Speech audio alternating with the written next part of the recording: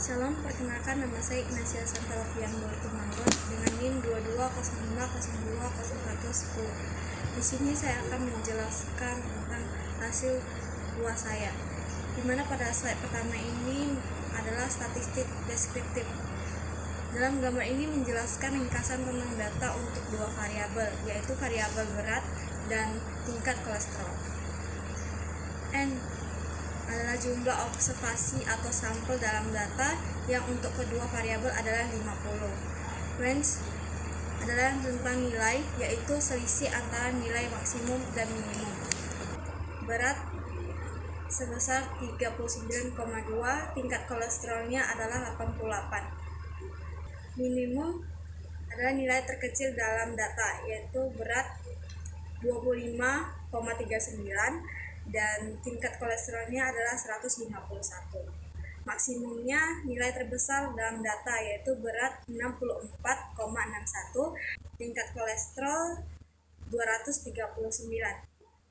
Median adalah rata-rata dari nilai data. Rata-rata berat adalah 44.4768 dan tingkat kolesterol itu rata-ratanya sebesar 192,56. Standar error adalah kesalahan standar dari rata-rata, yaitu estimasi dari variabilitas rata-rata, yaitu berat 1,4175, tingkat kolesterol yaitu 3,543. Berikutnya adalah standar deviation, yaitu simpangan baku, yaitu ukuran dari beberapa jauh data tersebar dari rata-rata. Berat 9,999673 dan tingkat kolesterolnya itu 25,056. Berikutnya adalah varian, yaitu kuadrat dari simpangan baku yang menunjukkan penyebaran data. Berat sebesar 99,935 dan tingkat kolesterolnya 627,802. Secara keseluruhan, tabel ini menunjukkan bahwa kedua variabel memiliki variasi yang signifikan dengan rata-rata dan penyebaran yang berbeda. Tabel uji chi-square dalam gambar memberikan hasil dari beberapa jenis uji chi-square, yaitu percent chi-square, likelihood ratio, dan linear by linear asosiasi. Percent chi-square value-nya 2000.00, degrees of freedom-nya sebesar 1960.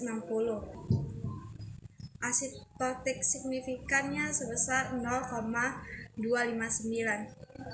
Interpretasinya adalah nilai signifikan p-value sebesar 0,259 menunjukkan bahwa hasil uji ini tidak signifikan pada tingkat alfa 0,05.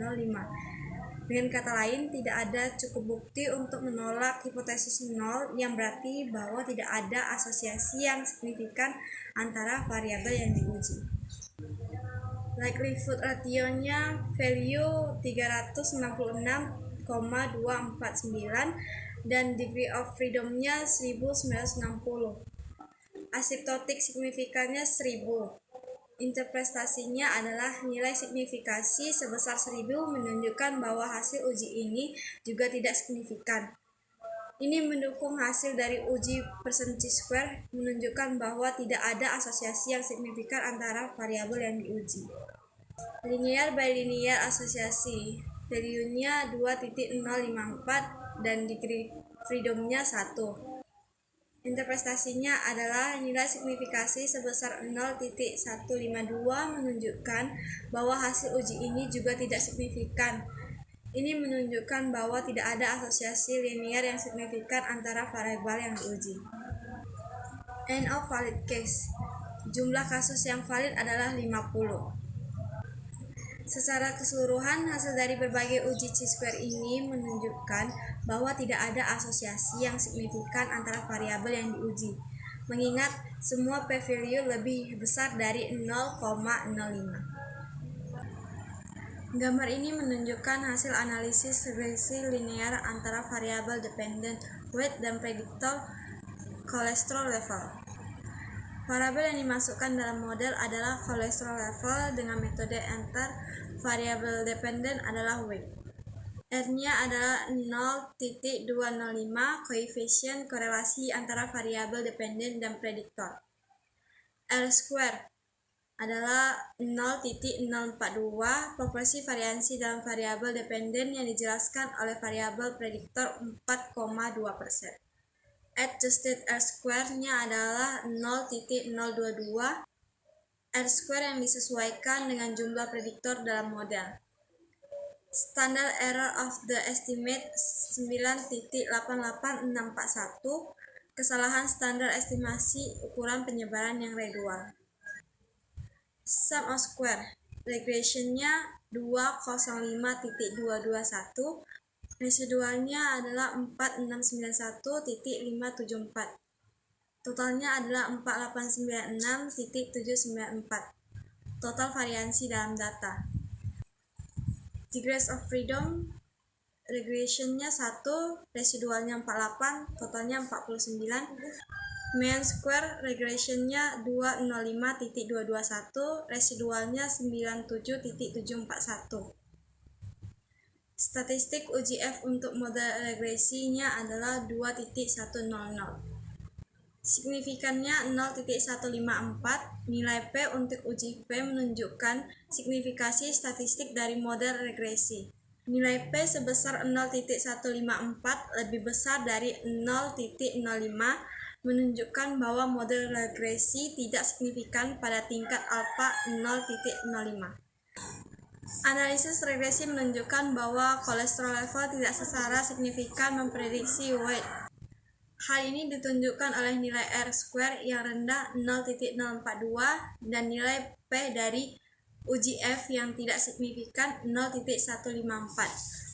Model ini hanya menjelaskan 4,2% dari variansi dalam age.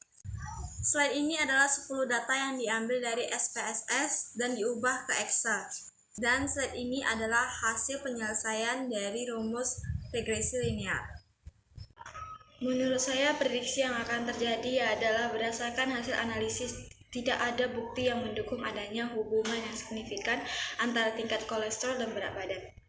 Oleh karena itu, tingkat kolesterol kemungkinan tidak akan menjadi faktor yang lebih signifikan dalam memprediksi berat badan di masa yang mendatang. Ada pula rekomendasi yaitu melakukan penelitian